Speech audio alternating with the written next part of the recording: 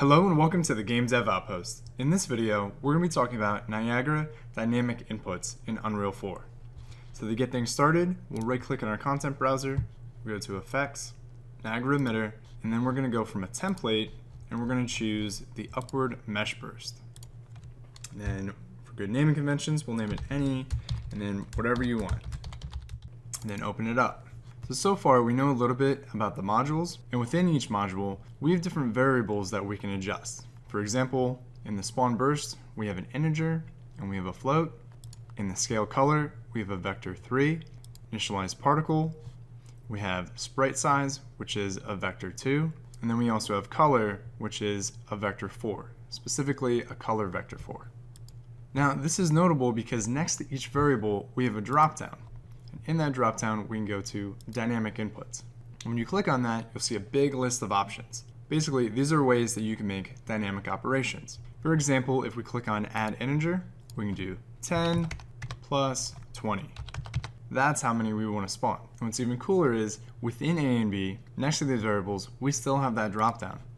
So we can nest these dynamic operations. So I can choose something like Uniformed Ranged Int. Basically, this is an operation that says I'm going to choose between a minimum and a maximum. So we can do either 10 plus 10, or we can do 10 plus 50.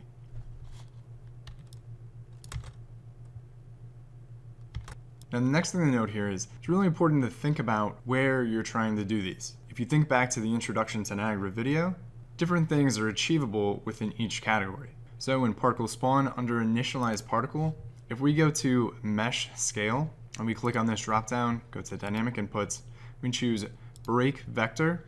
We're going to set the Y and the Z to 1.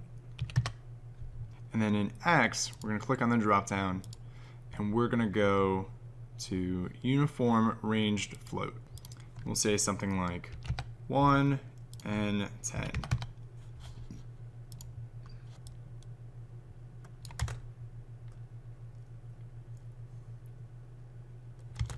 So with this example, what's happening is the particles are spawning and they're going to choose between 1 and 10 what size their X is going to be.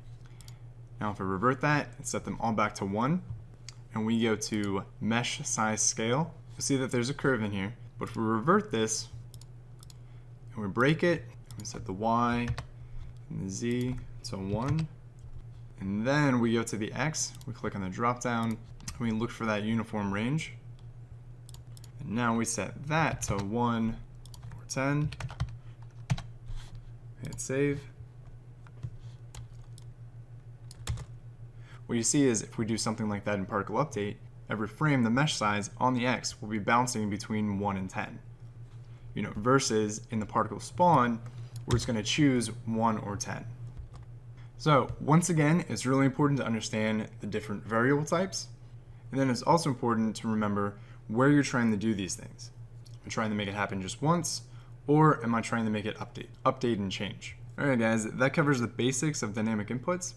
If you thought this video was useful and it helped, please let me know by commenting down below and liking the video.